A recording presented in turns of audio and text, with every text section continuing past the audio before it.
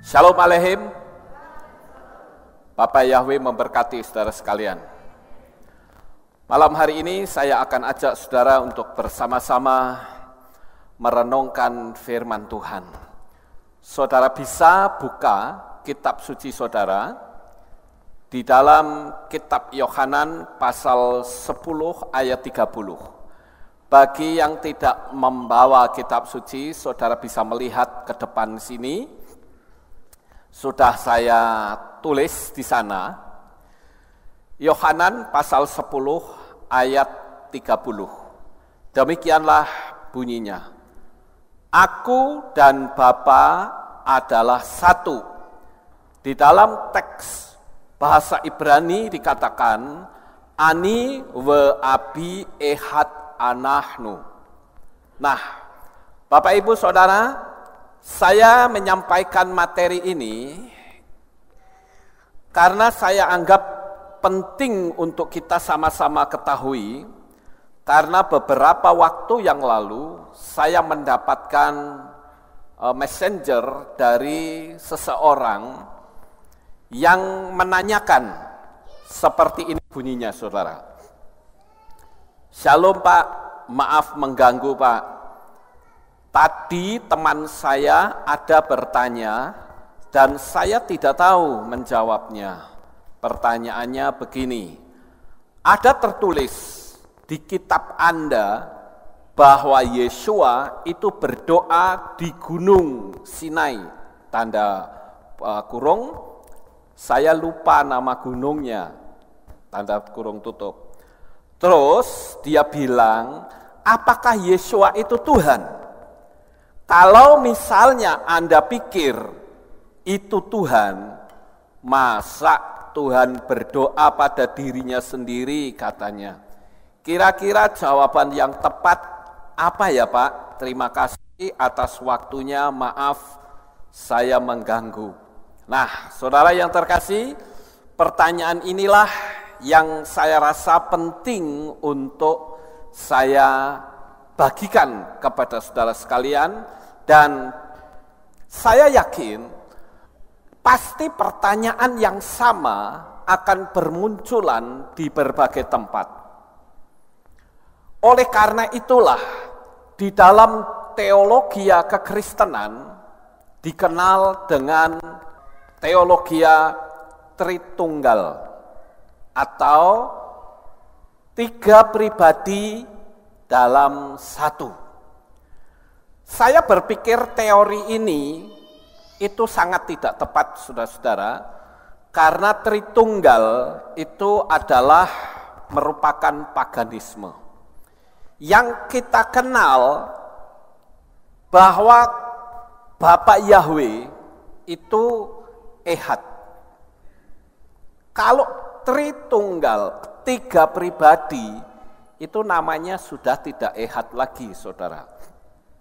Nah, untuk itulah kita perlu tahu apa sebenarnya yang membuat Yesua dihukum mati. Saudara yang terkasih, saya pernah bertanya kepada orang Kristen, pertanyaan saya begini, saudara tahu enggak alasan apa kok Yesua itu dihukum mati? Lalu mereka menjawab dengan jawaban seperti ini, saudara. Yesua itu dihukum mati karena yang pertama, Yesua ini selalu konfrontasi terus dengan ahli Taurat dan orang Farisi. Yang kedua, Yesua itu banyak membuat mujizat-mujizat sehingga pengikutnya semakin hari semakin bertambah besar.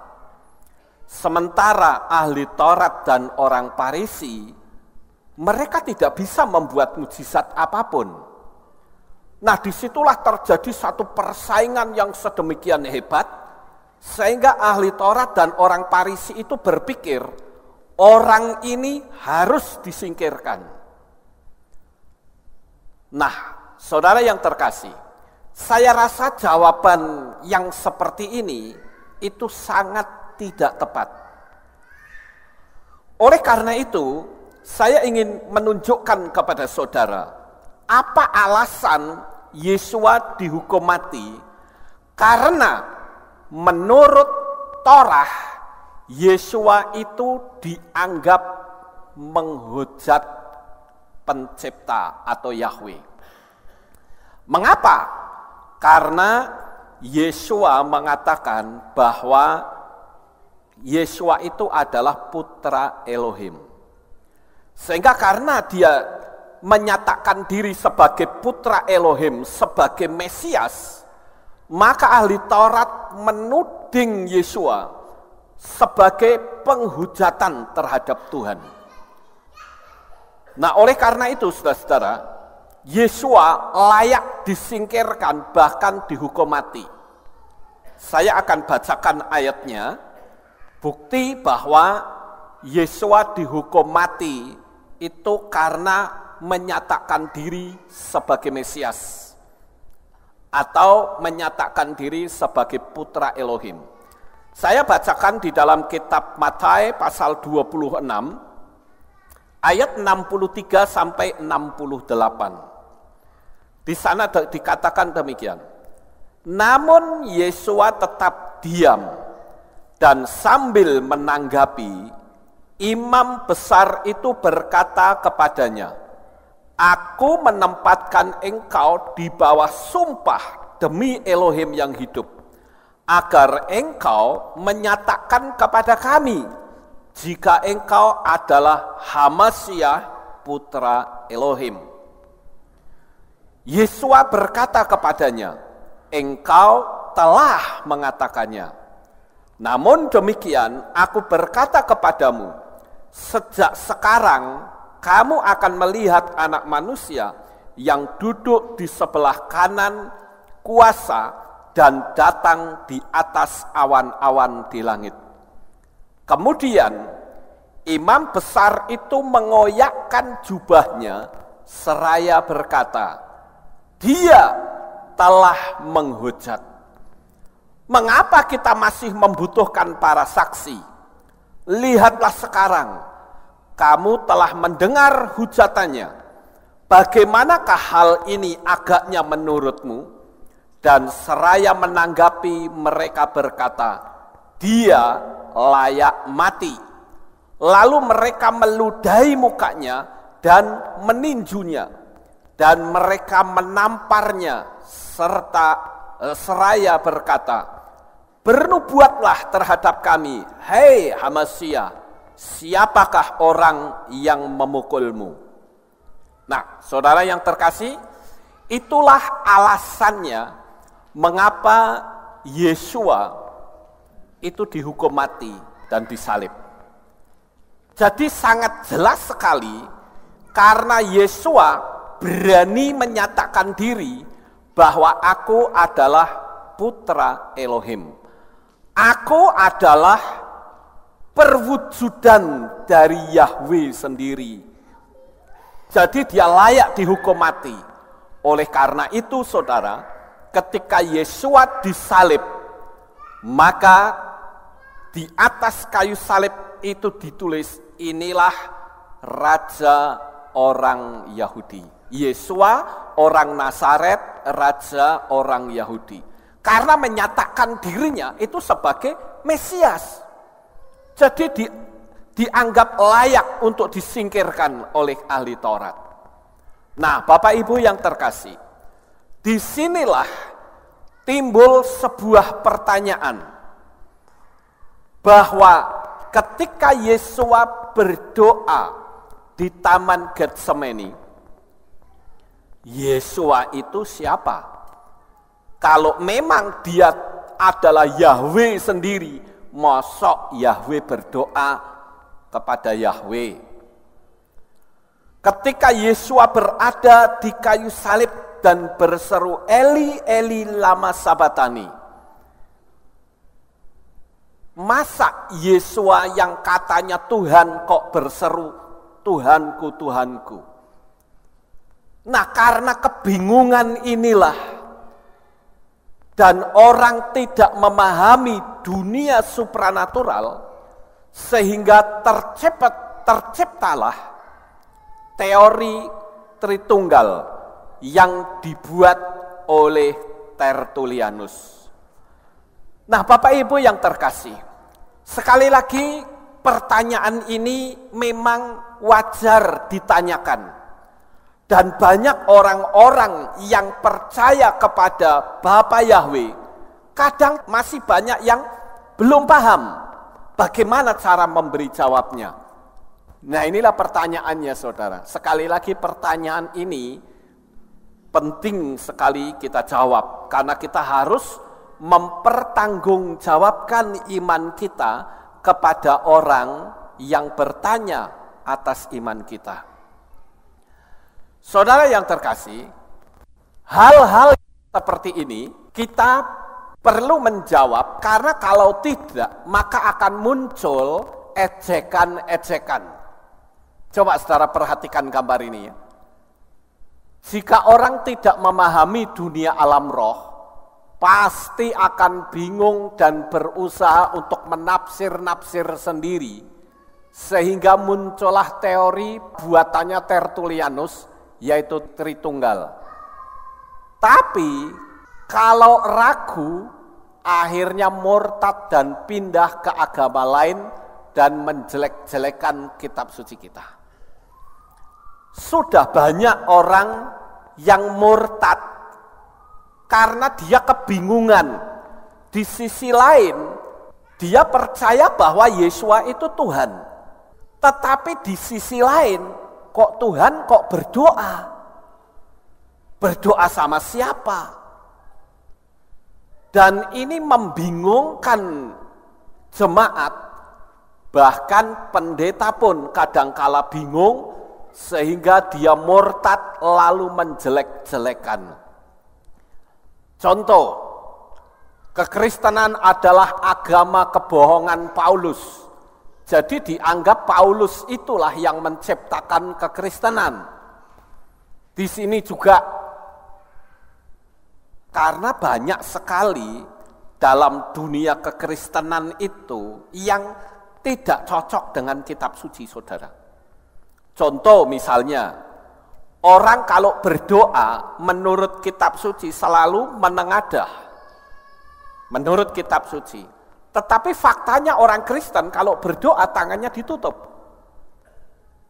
Jadi ini yang bikin bingung, sementara orang menganggap itu yang benar. Sehingga muncul ejekan. Yesus mengajarkan kalau berdoa harus menengadah tangan terbuka. Tetapi faktanya orang Kristen berdoanya tangannya ditutup.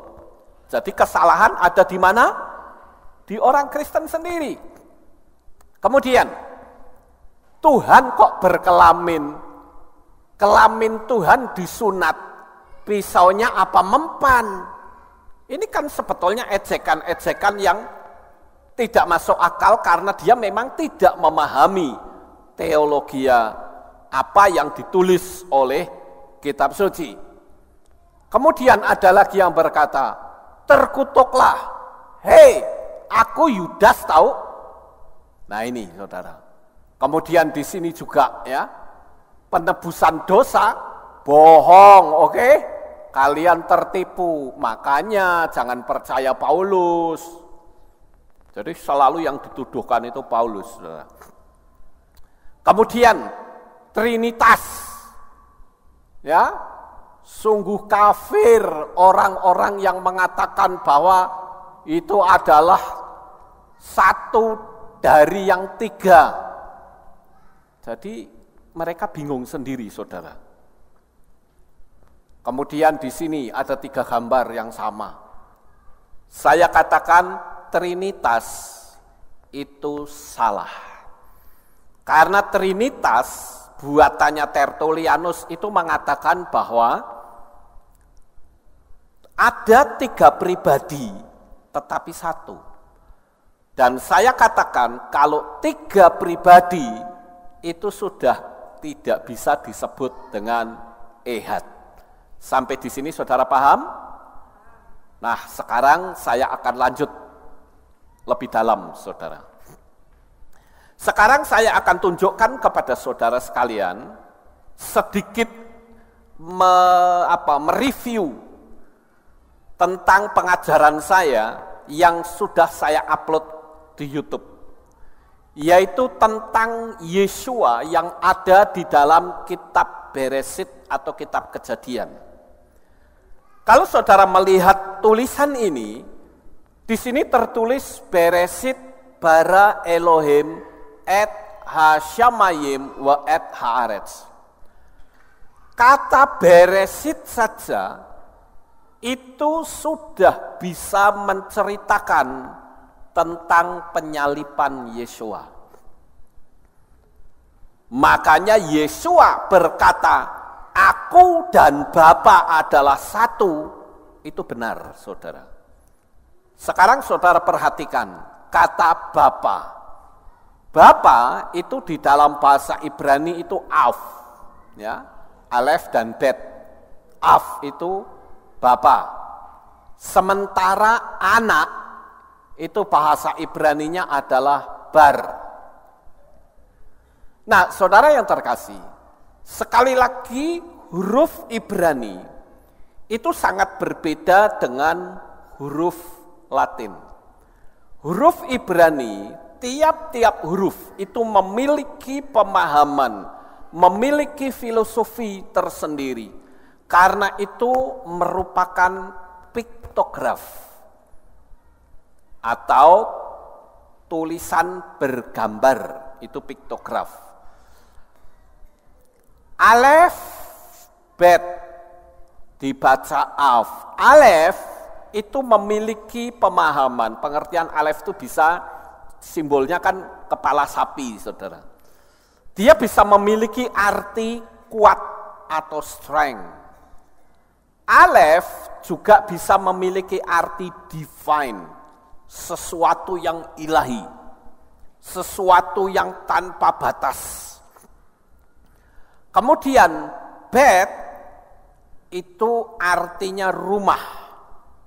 Makanya kita kenal kata Betel, itu dari kata Bet Elohim atau rumah Elohim atau rumah Tuhan.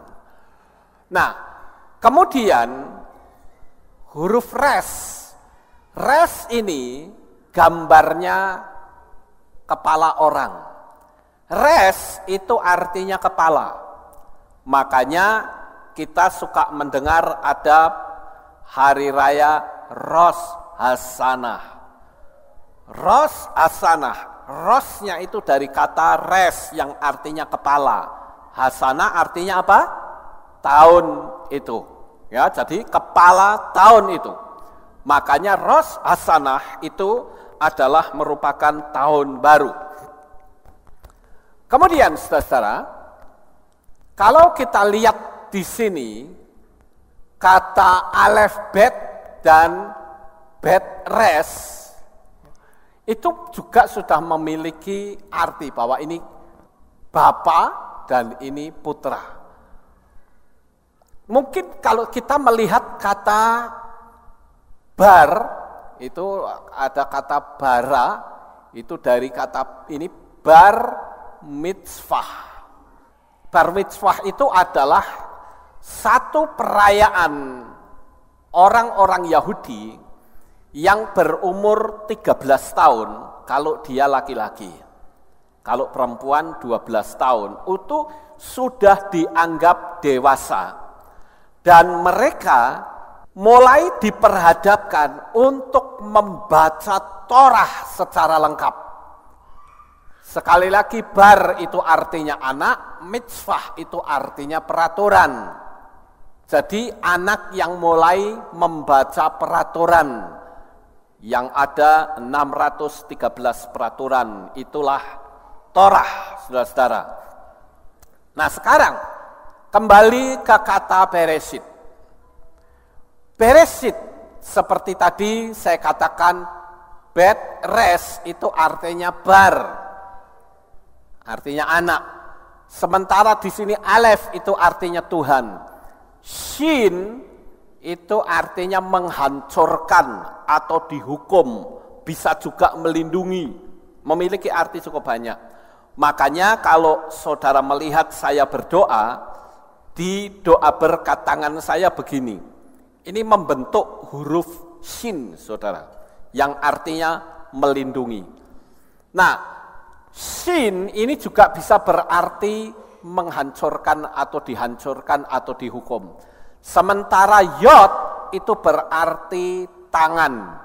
Yod ini memiliki kedalaman kata yang sangat banyak, ya, termasuk kerja itu juga arti dari huruf yod. Kenapa hari Sabat kebanyakan orang Yahudi tidak bekerja? Karena kata Sabat itu tidak ada huruf yodnya. Hari Minggu itu Rishon, ada huruf yodnya. Hari Senin itu Sheni, ada huruf yodnya. Selasa, Selisi, ada huruf yodnya. Rabu, Revi'i, ada huruf yodnya. Khamis atau Khamisi itu juga ada huruf yodnya. Jumat, Sisi juga ada huruf yodnya. Tapi Sabat tidak ada huruf yodnya. Makanya di hari Sabat orang Yahudi tidak bekerja. Nah, yod ini juga bisa berarti tangan. Ya. Kemudian tau itu simbolnya salib. Seperti salib, ya. Dan tau itu artinya sempurna. Saudara mengenal kata tamim, itu artinya sempurna. Jadi saudara, kata beresit ini kalau dilihat dari tiap kata, maka akan memiliki arti putra Tuhan hancur tangannya disalib, sehingga dia sempurna menyelamatkan manusia. Itu sebabnya pada waktu Yesua ada di atas kayu salib, Yesua mengatakan ucapannya yang terakhir, yaitu sudah selesai, sudah disempurnakan. Jadi saudara, melalui karya penyaliban Yesua, maka kita itu diselamatkan. Amin. Nah, kembali lagi ke sini saudara. Kata beresit ini kan tadi saya katakan putra Tuhan, ya. Dan di sini kata beresit, setelah beresit apa? Bara. Beresit bara. Bara itu artinya menciptakan. Jadi Yesua itu juga Yahweh dan dia menciptakan. Saya bacakan di dalam kitab Yohanan pasal 1 ayat 1 sampai ayat 3 dan kitab Kolose 1 ayat 16. Begini bunyinya. Pada awalnya adalah firman, dan firman itu ada bersama Elohim, dan firman itu adalah Elohim.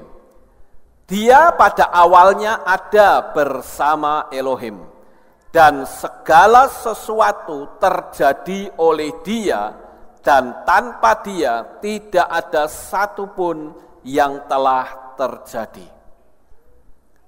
Jadi kita melihat di ayat ini bahwa Yesua itulah sang pencipta.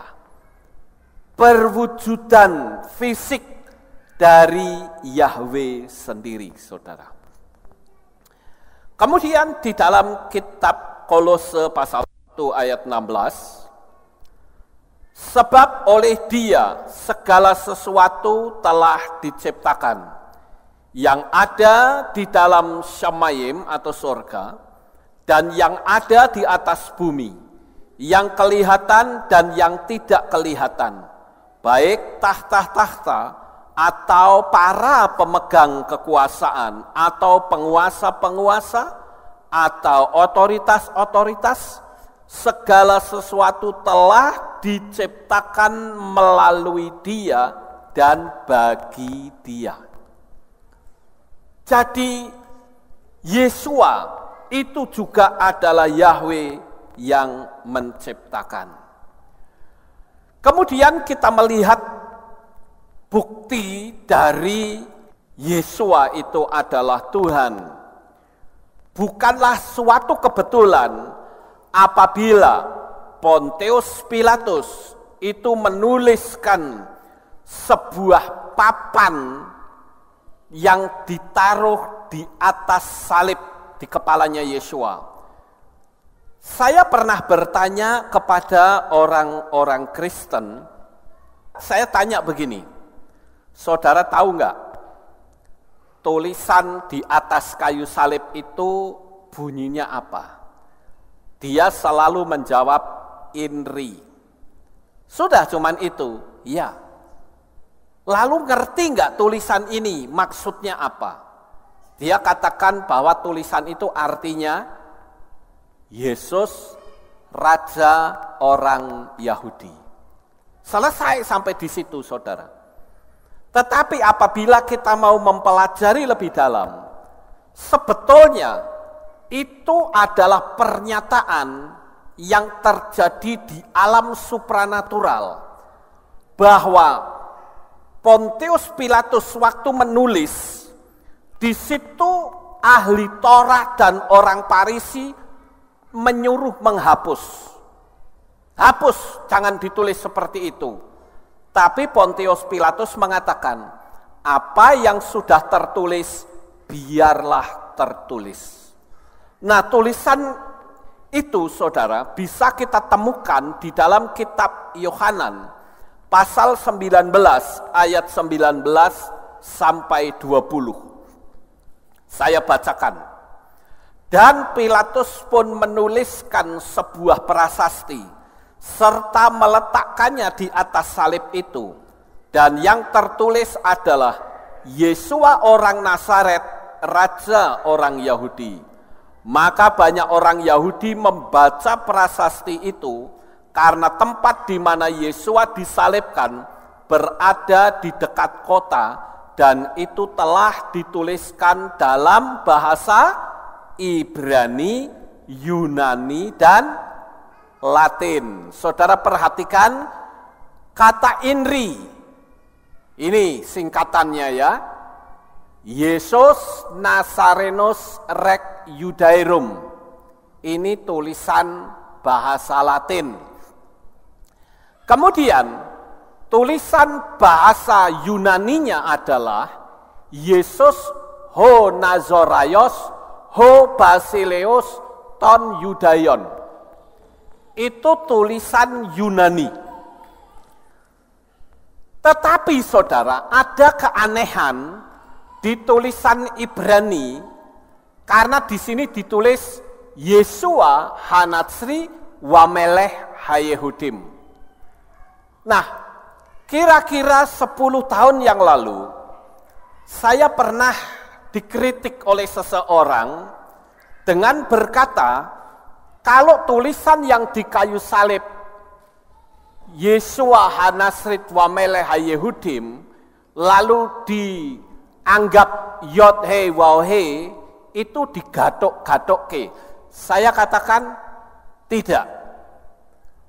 Orang itu mengatakan Yesua Hanasrit Melech Yehudi. Harusnya begitu. Saya katakan kita melihat tulisan ini dari sisi tata bahasa yang benar.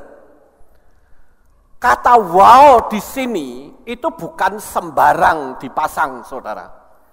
Saya melihat dari tata bahasa Ibrani, kata wow itu sebagai konjungtif atau kata sambung yang disebut dengan wow hakibur, artinya wow penghubung. Kibur itu berarti penyambung atau menyatukan. Jadi kalau tidak ada wawnya ini tidak bisa bersatu, saudara. Makanya ditulis Yesua Hanatsri Wamelech Hayehudim. Itu sebabnya kalau diambil huruf depannya saja akan membentuk Yod He Waw He. Saya yakin ini bukan sesuatu yang kebetulan. tetapi itu sudah tertulis, tercatat di dunia alam supranatural bahwa memang Yeshua itu adalah raja orang Yahudi, bahkan raja di atas segala raja, dan dia layak kita sebut sebagai Tuhan atau Elohim. Nah, Bapak Ibu yang terkasih, sekali lagi di sini huruf waw itu sebagai penyambung dua kata atau bagian kalimat, merupakan kata sambung secara gramatik dan dapat diterjemahkan juga sebagai dan. Nah ini saudara, Yod, He, Waw, He, Yahweh. Nah sekarang kita akan kembali menanyakan atau mempermasalahkan pertanyaan tadi. Mosok Tuhan kok berdoa kepada Tuhan? Mana bisa? Mosok Tuhan kok menjadi manusia? Mana bisa? Sekarang untuk menjawab kata mana bisa, saya akan mengajukan sebuah pertanyaan kepada saudara sekalian. Percayakah saudara dengan kemahakuasaan Yahweh yang tanpa batas, bahkan melebihi kemampuan pikiran manusia yang terpandai manapun juga? Saudara percaya nggak kemahakuasaan Yahweh? Halo? Percaya? Kalau Yahweh itu maha kuasa, sekarang pertanyaannya adalah, bisakah Yahweh menjadi manusia? Bisa saja. Kalau dia tidak bisa menjadi manusia, ya bukan maha kuasa namanya saudara. Nah saya perlu memberitahu bahwa Yahweh itu bisa menjadi bukan cuman 3 perwujudan, bahkan 1.000.000 perwujudan pun dia bisa. Kenapa? Karena dia maha kuasa. Nah saya menyampaikan ini untuk mematahkan teori Tritunggal yang mengatakan 3 pribadi.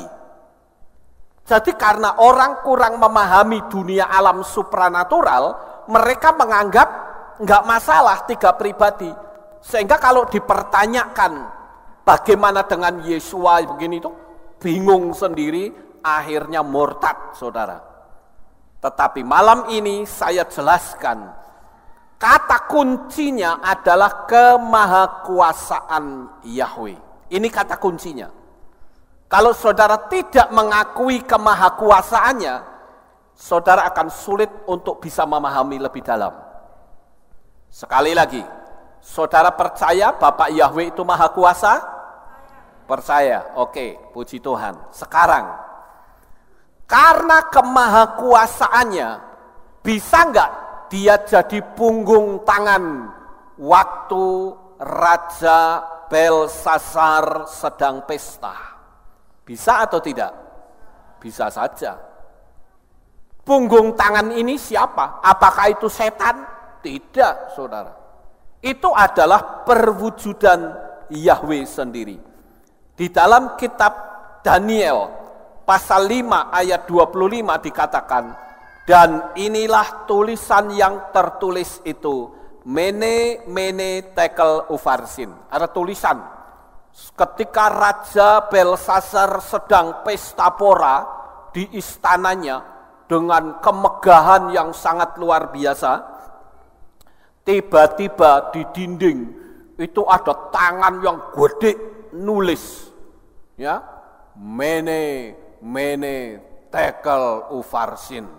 Kira-kira waktu nulis begitu, raja kaget saudara. Ini bayangan saya, raja kaget. Ada tangan gede nulis. Dan ketika dia melihat itu, kitab suci menulis bahwa Raja Belsasar itu ketakutan yang luar biasa. Dan lalu dia bertanya kepada Daniel, Dan di situ dijelaskan bahwa sistem pemerintahan Tuanku Raja itu sudah diakhiri. Karena kesombongannya, saudara. Makanya kita tidak boleh sombong. Kalau kita sombong, kita akan diakhiri nanti sama Tuhan. Ya, jadi ini adalah perwujudan dari Bapak Yahweh. Kemudian yang berikutnya, percaya enggak dengan kemahakuasaannya Bapak Yahweh? Bapak Yahweh itu bisa berubah wujud menjadi api. Bisa tidak? Bisa saja. Kalau tidak bisa, ya tidak usah disebut sebagai Tuhan yang Maha Kuasa.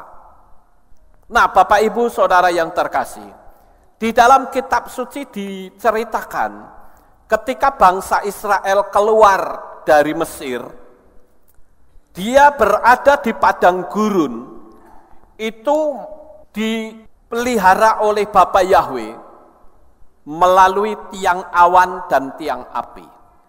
Jadi ketika bangsa Israel melihat tiang awan dan tiang api, mereka meyakini bahwa Yahweh ada bersama dengan mereka. Ketika tiang awan dan tiang api itu pindah, berarti Yahweh mengajak keluar. Dan bangsa Israel segera ngukuti tenda-tendanya, dikukuti, pindah ikut kemana tiang awan itu pergi. Siang hari di padang gurun itu panas terik luar biasa. Tetapi bangsa Israel terlindungi dengan tiang awan. Seperti payung raksasa yang melindungi bangsa Israel dari tengah teriknya panas matahari. Kemudian ketika sore hari, tiang awan itu mulai memerah. Kelihatan nampak merah. Dari putih menjadi kemerah-merahan. Semakin gelap, itu warnanya semakin kuning. Kalau malam hari, keadaan gelap, pada waktu itu belum ada listrik. Keadaan di padang gurun pasti gelap gulita. Yang dia lihat hanya bintang-bintang di langit. Tetapi dengan adanya tiang awan dan api pada waktu malam hari, maka mereka bisa terang. Mereka bisa melihat cahaya. Itu sebabnya Yesua berani menyatakan diri, akulah terang dunia. Paham saudara? Jadi kalau Yahweh itu bisa menerangi bangsa Israel di padang gurun yang gelap gulita, Yesua menerangi dunia ini yang gelap oleh karena dosa. Disinilah Yesua menyatakan diri, akulah terang dunia. Nah, sekarang kita akan lihat ayatnya. Saudara, kita perbandingkan di dalam kitab Shemot pasal 3 ayat 4 sampai 6, saya bacakan demikian bunyinya. Dan Yahweh melihat bahwa dia menyimpang ke samping memeriksanya. Dan Elohim memanggil dia dari tengah-tengah semak duri itu dan berkata, Moshe, Moshe.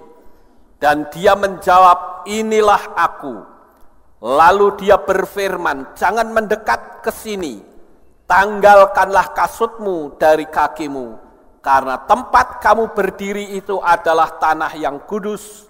Dan lagi dia berfirman, akulah Elohim leluhurmu.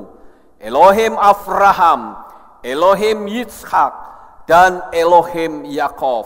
Dan Mose menyembunyikan wajahnya karena dia takut memandang Elohim. Saudara, kita perbandingkan cahaya atau api yang ada di padang gurun dengan saat Yahwe memperkenalkan diri kepada Mose. Yahwe memperkenalkan diri kepada Mose dalam wujud api. Kenapa kok api, saudara? Karena pada waktu Mose dididik oleh Firaun, pada waktu itu, Mose itu menyembah dewa-dewa Mesir. Dan dewa Mesir yang tertinggi adalah dewa api. Sehingga ketika Mose melihat ada semak duri yang terbakar, tetapi tidak hangus, waktu dia melihat api, Mose berpikir, wah ini sesembahan saya datang. Dan disitulah Yahwe memperkenalkan dirinya. Nah, saudaraku yang terkasih, barangkali apa yang saya katakan ini bisa saja disangkali dengan berkata begini. Coba lihat di kitab Shemot atau Keluaran pasal 3 ayat 2 dan 3-nya. Coba baca yang baik. Saya bacakan. Dan malaikat Yahwe menampakkan diri kepadanya di dalam nyala api dari tengah-tengah semak belukar. Dan dia melihat, dan tampaklah semak belukar itu menyala-nyala dalam api, tetapi semak belukar itu tidak terbakar hangus.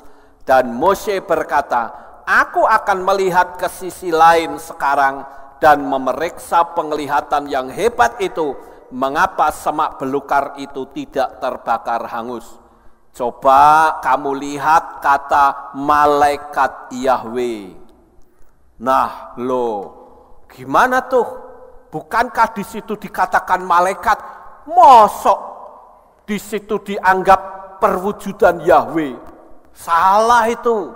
Sekarang saya jawab, saudara. Malaikat itu bahasa Ibrani yang artinya adalah utusan. Malaikat itu diambil dari kata malak.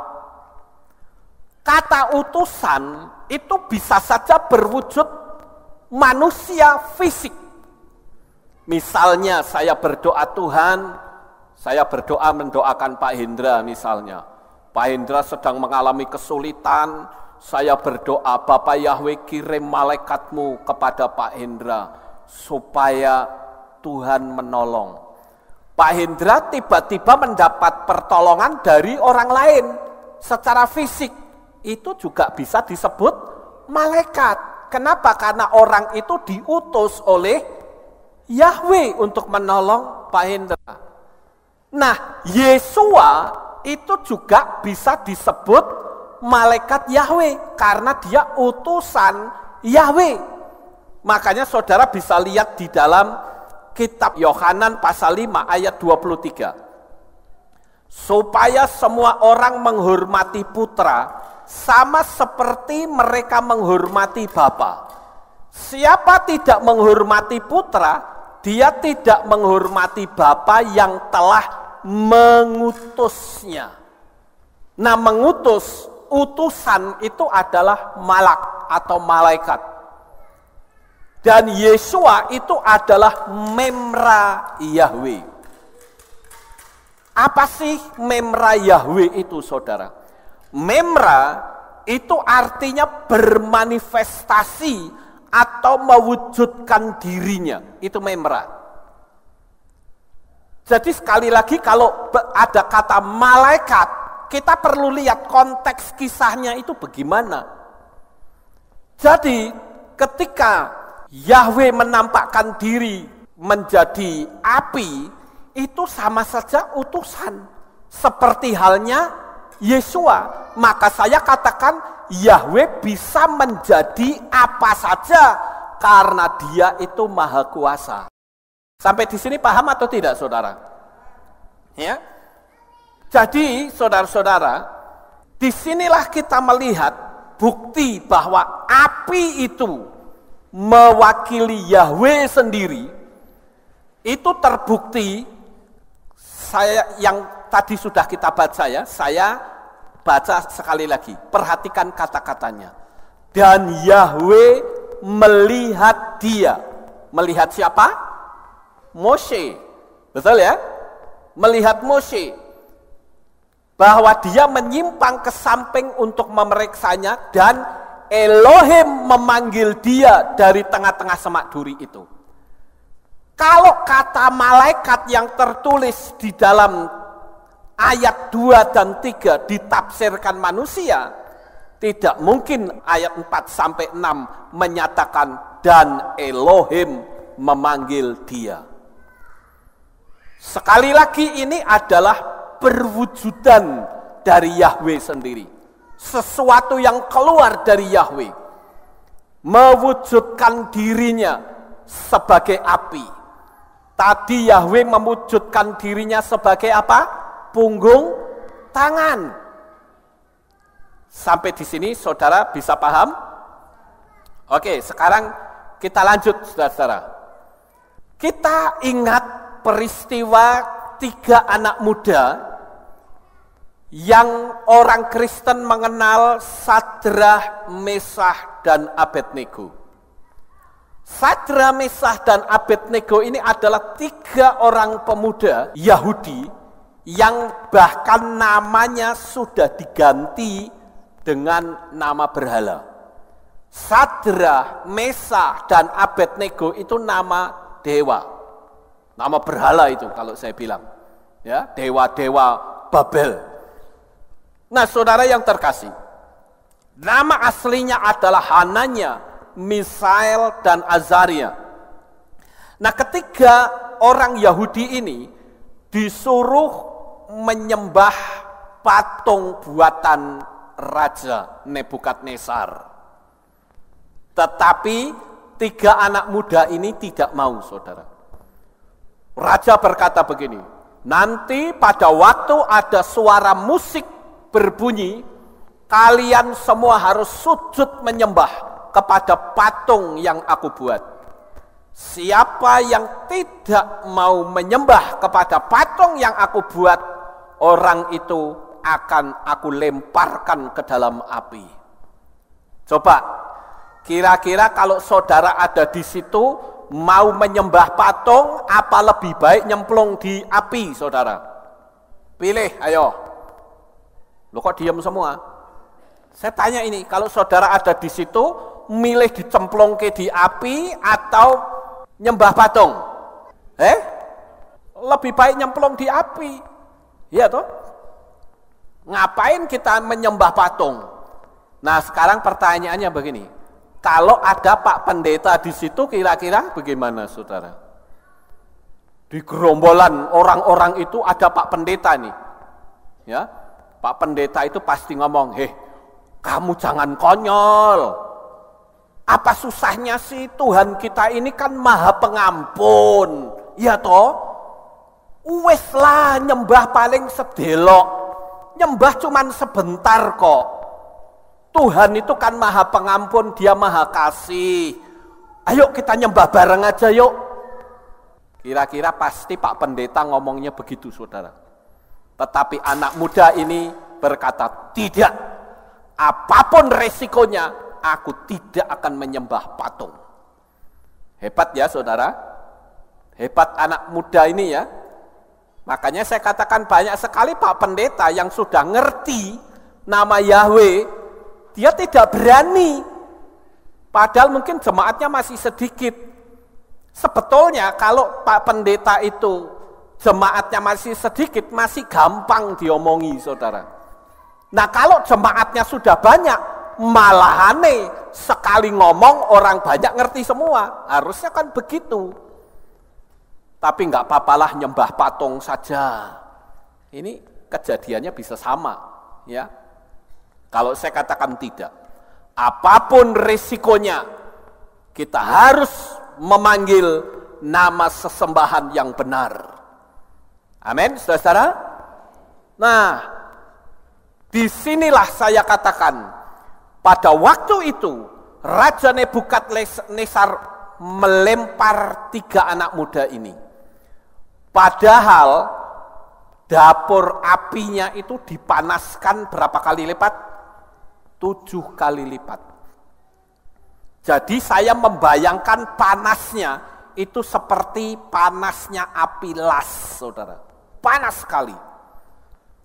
3 anak muda ini dimasukkan ke dalam dapur api. Bahkan kitab suci menulis orang yang melemparkannya pun ikut mati. Begitu sudah dilempar, ternyata Raja Nebukadnezar ini terkejut. Loh, itu di dalam ada 4 orang. Dan mereka masih hidup, jalan-jalan lagi di dalam, saudara. Tadi kita melemparkan orang berapa? 3 orang, aku melihat 4 orang. Nah, sekarang saya akan bacakan ayatnya, saudara. Di dalam kitab Daniel pasal 3, ayat 23 sampai 25. Dan ketiga orang ini, yaitu Sadrah, Mesah, dan Abednego, jatuh dalam keadaan terikat ke tengah-tengah perapian yang menyala-nyala. Namun kemudian Raja Nebukadnezar terkejut. Lalu ia segera bangkit dan berkata kepada para pejabat kerajaan, bukankah kita telah mencampakkan 3 orang terikat ke tengah-tengah api itu?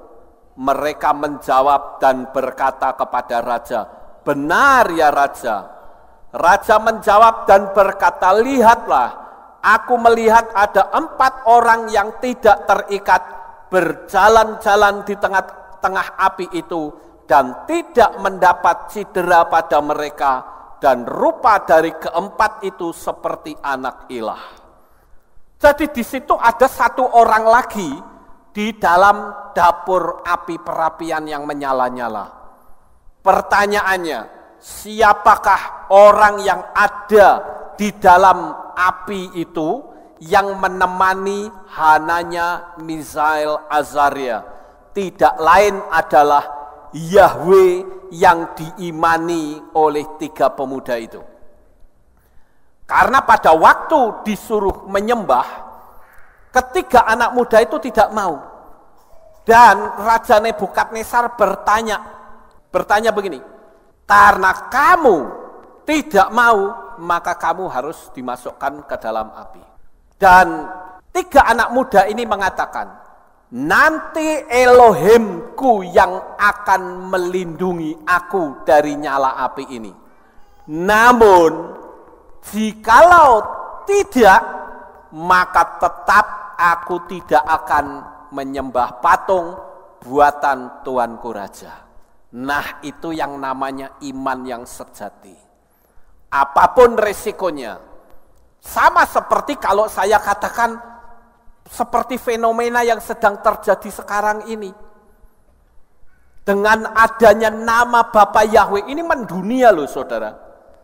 Tapi karena cari amannya, dia tidak berani untuk menyampaikan. Wah, nanti bagaimana kalau saya diancam sinode? Bagaimana nanti kalau saya tidak diundang pelayanan lagi?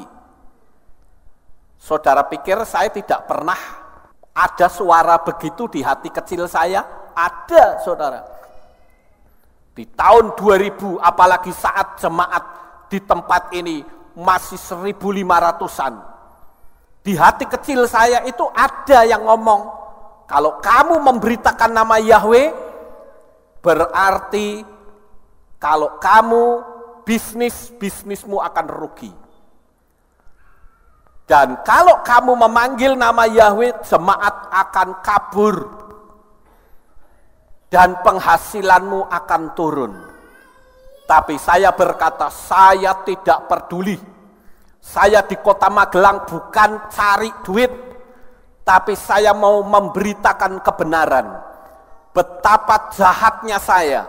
Kalau saya dikasih makan oleh jemaat, tetapi jemaat yang ngasih makan saya biarkan mereka tersesat, sementara saya mengerti kebenaran itu. Maka saya katakan, saya tidak peduli orang mau meninggalkan keilat ini, enggak masalah. Kalau saya mengatakan tidak peduli, itu bukan berarti saya betul-betul tidak peduli orang mau binasa atau tidak. Bukan itu, saudara. Tetapi kata ketidakpedulian saya artinya adalah saya nggak berurusan dengan orang yang menolak nama Yahweh. Silakan, nanti dengan berjalannya waktu, orang pasti akan tahu siapa sesembahan orang Yahudi, siapa yang disembah oleh Abraham, Yitzhak, dan Yakov. Dialah Yahweh. Dan buktinya, pengajaran tentang nama Yahweh bukan semakin habis, tetapi semakin bertambah banyak dan semakin mendunia. Haleluya. Nah, di situ saya mengambil keputusan seperti 3 anak muda itu. Saya tidak peduli. Kalau toh nanti Yahweh tidak menolong saya, sehingga jemaat habis total, saya tetap tidak akan menyembah sesembahan yang pernah saya sembah dulu. Tidak, apapun resikonya. Buktinya bukan malah saya anjlok, malah pelayannya bisa kemana-mana, saudara. Dulu jemaat 1.500, sekarang jemaat yang di YouTube sudah 5.000. Saya lihat YouTube yang saya ini unggah sudah 5.004 jemaat yang ngikutin pengajaran saya. Dan walaupun beberapa waktu yang lalu semua video saya sempat disuspend oleh YouTube, tapi saya bersyukur karena sekarang dari YouTube sudah membuka kembali. Saya beberapa waktu yang lalu sempat nyurati YouTube, saudara. Saya bilang saya tidak cari duit. Kalau misalnya ada apa-apa, masalah hak cipta silahkan ambil. Saya tidak cari duit. Saya mengunggah video tidak lain adalah saya ingin menjangkau jemaat yang berada di berbagai belahan dunia. Dan rupa-rupanya saya bersyukur surat saya ditanggapi oleh YouTube dan sekarang dibuka kembali. Dan saya melihat jemaat sudah 5.004 yang mengikuti pengajaran saya. Semakin besar, saudara. Walaupun secara fisik di sini semakin sedikit, nggak apa-apa. Ya toh, dari 1.500 turun sampai 120 orang, ya tinggal 120 orang, nggak apa-apa. Saya berpikir masih untungan saya daripada Yesua. Yesua dari 7.000 lebih, bahkan tinggal 12. Itu pun Yesua berani mengusir. Tapi saya berpikir inilah saatnya untuk saya menyatakan kebenaran. Dan sejak saya mengerti tentang nama Bapa, ada banyak hal baru yang disingkapkan oleh Bapa. Kita kembali lagi ke persoalan kita, saudara, tentang sosok pribadi yang muncul di api menemani 3 anak muda ini. Siapakah mereka? Tidak lain, dia adalah perwujudan Yahweh sendiri. Cuman bedanya, perwujudan Yahweh pada zaman kitab Tanakh itu selalu berbentuk fenomena yang spektakuler. Tetapi di perjanjian baru, Yahweh menyatakan diri secara alamiah. Dia harus dikandung sebagai bayi, sebagai janin di dalam kandungan seorang ibu, kemudian harus dilahirkan secara alamiah, kemudian waktu masih anak-anak dia masuk ke yeshiva, belajar Torah seperti anak-anak pada umumnya. Setelah dewasa dia melayani, dan disitulah Yesua menyatakan diri bahwa akulah Mesias, akulah Sang Yahweh sendiri. Makanya Yesua divonis oleh ahli Taurat dan orang Farisi, orang ini layak dihukum mati karena menghujat dan menyamakan diri sebagai Sang Pencipta. Lah ya iyalah, orang dia itu Sang Pencipta sendiri kok. Nah, itulah perbedaannya saudara dalam perjanjian lama yang muncul secara spektakuler, sementara dalam perjanjian baru atau Brit Hadasa itu secara alamiah. Tapi semuanya itu adalah perwujudan dari Yahweh sendiri. Sekarang menjadi pertanyaan adalah, dengan kemahakuasaannya, bisakah Yahweh itu menjadi burung merpati? Bisa atau tidak? Bisa saja. Namanya saja maha kuasa kok. Dia mau jadi sejuta fenomena, sejuta perwujudan pun dia bisa. Nah, hal yang seperti ini tidak ditangkap oleh Tertullianus, sehingga terciptalah teologia Tritunggal. Tritunggal itu 3 pribadi menjadi satu, atau 3 pribadi dalam satu. Ya, kalau 3 pribadi ya artinya sama dengan Trimurti, juga 3 pribadi. Nah, saudara yang terkasih, ada yang mengatakan, nah ini sekarang ada yang menolak nih. Mana bisa Yahweh itu menjadi manusia katanya. Saya katakan bisa saja. Orang itu bisa saja mengatakan, tuh lihat, ada ayat yang mengatakan Yahweh atau Elohim bukanlah manusia.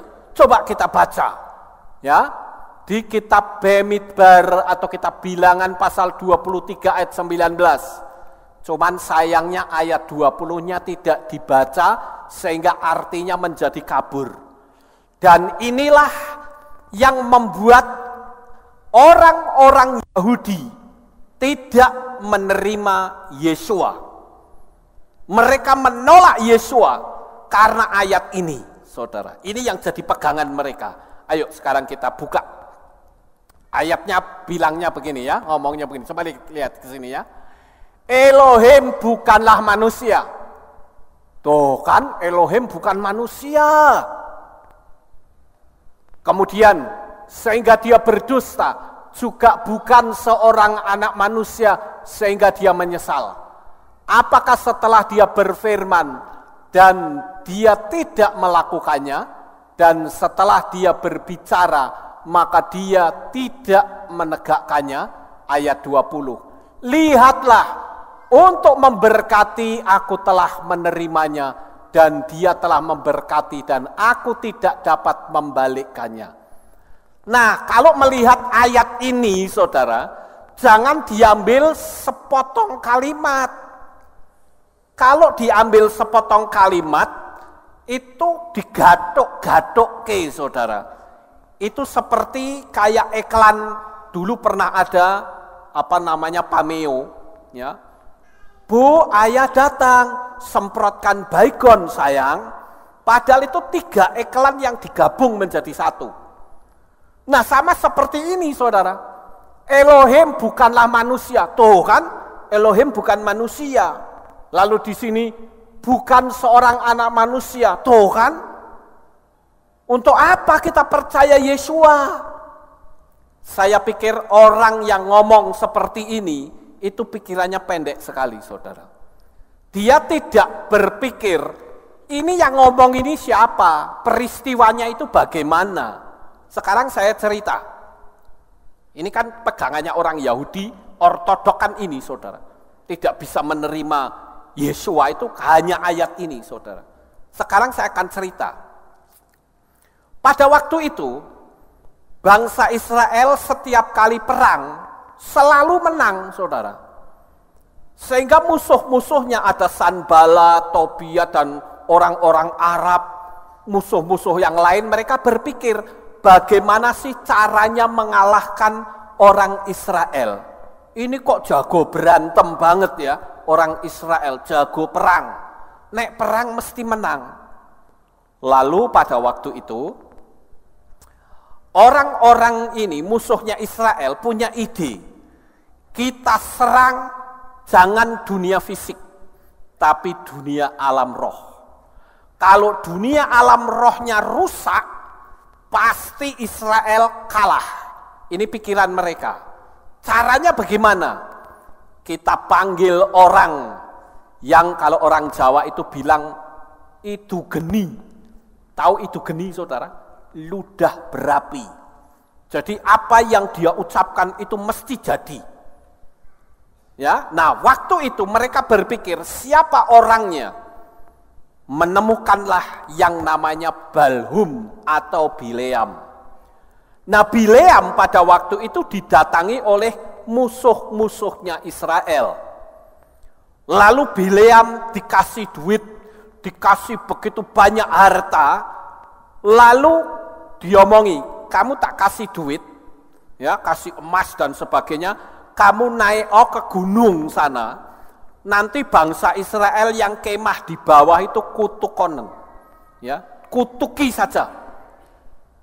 Wes emas perak atau duit PN, yang penting kamu ngutuki bangsa Israel. Enak sekali ya, pekerjaan apa ini saudara? Cuma ngutuki bangsa Israel dapat duit segitu banyaknya. Nah dasar orang yang sudah melihat duit banyak, matanya jadi apa? Matanya jadi hijau katanya. Padahal matanya nggak berubah hijau ya saudara. Bisa jadi merah kan bisa. Ya, saya bisa menyebutnya matanya jadi merah. Ya, tapi saya ikutin yang lain deh. Matanya jadi hijau kalau sudah melihat duit saudara. Nah Bileam karena sudah melihat duit, matanya jadi hijau. Lalu dia naik keledai dan keledainya ini dinaikin menuju ke gunung. Tapi di tengah jalan keledainya itu deprok, saudara. Deprok seperti gambar di sini, ya. Nggak mau maju. Lalu disabet, diajar. Nah, waktu diajar itulah keledainya ngomong, "Mengapa kamu kok mukulin saya? Bukankah selama ini aku selalu mau kamu suruh-suruh kemanapun? Kenapa sekarang aku dipukuli?" Harusnya Bileam atau Balhum ini kaget, saudara. Loh, ini keledai saya kok bisa ngomong? Dan dia harusnya itu mikir, ini ada sesuatu yang luar biasa, tapi faktanya dia terkejut saja tidak. Malah keledainya diajak debat kusir, saudara. Makanya saya kadang bertanya, ini sajane sing goblok itu keledainya atau Balhumnya, saudara? Kok sampai ada keledai bisa ngomong kok nggak curiga malah diajak debat? Ya itulah kalau orang sudah melihat duit yang besar, ya seperti itu saudara. Ada kebenaran juga diterobos tidak peduli. Nah saudara yang terkasih, pada waktu itulah Balhum akhirnya, ya ini karena keledainya kan lihat malaikat ya. Akhirnya malaikatnya hilang, keledainya jalan terus. Ya udahlah jalan. Sampai di atas gunung, Balhum ini mau mengutuk, saudara. Tapi ternyata kekuasaan Bapak Yahweh lebih besar dari kemampuan mulutnya Balhum mengutuk Israel. Jadi seharusnya dia mengutuk, yang keluar adalah berkat. Diberkatilah bangsa Israel gitu saudara. Lah ya musuh-musuhnya kayak gitu, jengkel saudara. Kurang ajar ini. Lah wis tak kei duit ya. Saya sudah keluar dana besar. Kok malah memberkati bangsa Israel? Lah kamu lah kurang ajar namanya. Nah disitulah ayat ini muncul saudara. Elohim bukanlah manusia sehingga dia berdusta. Jadi yang ngomong ini siapa? Balhum, saudara. Sampai di sini saudara paham? Yang ngomong ini bukan Tuhan, tapi ini Balhum atau Bileam yang menyatakan diri kalau Tuhan itu bukan manusia, dan maksudnya pun bukan berarti Tuhan tidak bisa menjadi manusia, Bapa Yahweh tidak bisa menjadi manusia. Tapi maksud dari Balhum itu adalah sedang membuat pernyataan bahwa Tuhan itu bukan pendusta atau menyesal seperti manusia atau anak manusia. Yang dimaksud di sini adalah manusia pada umumnya. Dia kalau sudah berfirman pasti dilakukannya. Faktanya apa? Bileam tidak berkuasa untuk mengutuk Israel sekalipun sudah menerima uang. Itulah kekuasaan Tuhan. Jadi orang-orang Yahudi ortodok yang menggunakan dasar ayat ini itu tidak memiliki dasar yang kuat, saudara. Wong sampai Yesus sendiri mati, bangkit kembali, masih tetap tidak percaya. Itu kan luar biasa, bukan? Tapi kita bersyukur karena kita mendapatkan anugerah dari Bapa Yahweh. Nah sekarang saudara, kalau begitu, lalu bagaimana dengan kata ehad? Ehad itu satu tetapi jamak. Loh, satu kok jamak? Satu ya satu. Itu kan pikiran kita. Kembali lagi kalau kita mau memikirkan sesuatu yang berasal dari Yahudi, ya kita pakai pikiran Yahudi. Elohim itu dari kata El, itu Tuhan. Im itu bentuk jamak. Nah, kata jamak yang disebut di sini bukan dalam bentuk bilangan, bukan dalam bentuk numerik. Saya ambil satu contoh misalnya. Orang di Jawa, ini kan peta Indonesia bukan? Orang di Jawa yang menyembah Bapak Yahweh, dia akan berkata, di sini ada Yahweh. Sekarang orang yang ada di Sumatera juga penyembah Yahweh mengatakan Yahweh ada di sini. Orang di Kalimantan juga menyembah Yahweh, di Sulawesi, di Irian, di Maluku menyembah Yahweh dan mereka berani mengklaim Yahweh ada di sini. Pertanyaan saya, ada berapa Yahweh kalau begitu?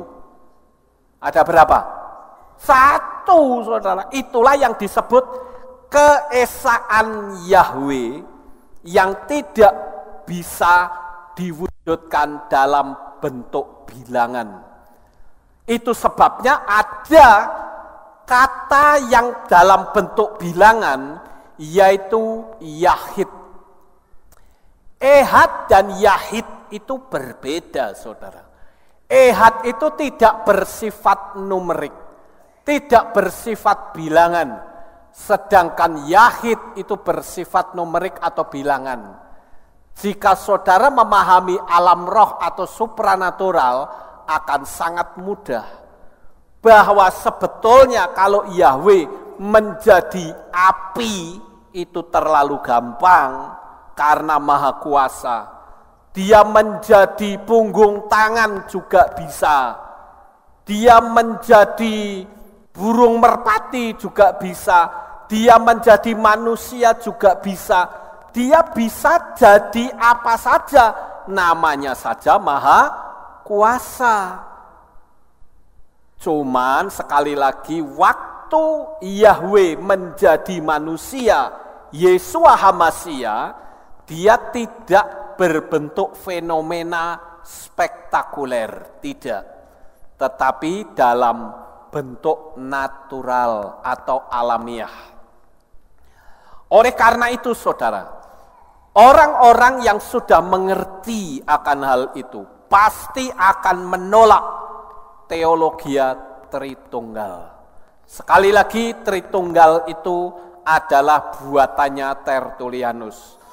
Dengan demikian maka jelaslah kalau Yeshua berdoa di Taman Getsemani, itu berarti Yeshua sedang berperan sebagai manusia. Begini saudara, ketika Adam dan Hawa itu jatuh di dalam dosa, maka hubungan antara manusia dengan Sang Pencipta itu terputus. Sekali lagi, hubungan antara manusia dengan Sang Pencipta itu terputus. Untuk bisa menyambungnya kembali, itu harus melalui darah. Makanya orang Yahudi kalau mau berurusan dengan Sang Pencipta yaitu Bapak Yahweh pada zaman dulu, mereka selalu mengorbankan domba. Khususnya pada waktu di perayaan Hari Raya Yom Kippur. Mereka akan mempersembahkan domba dan darahnya itu nanti dipercikkan ke tabut perjanjian, saudara.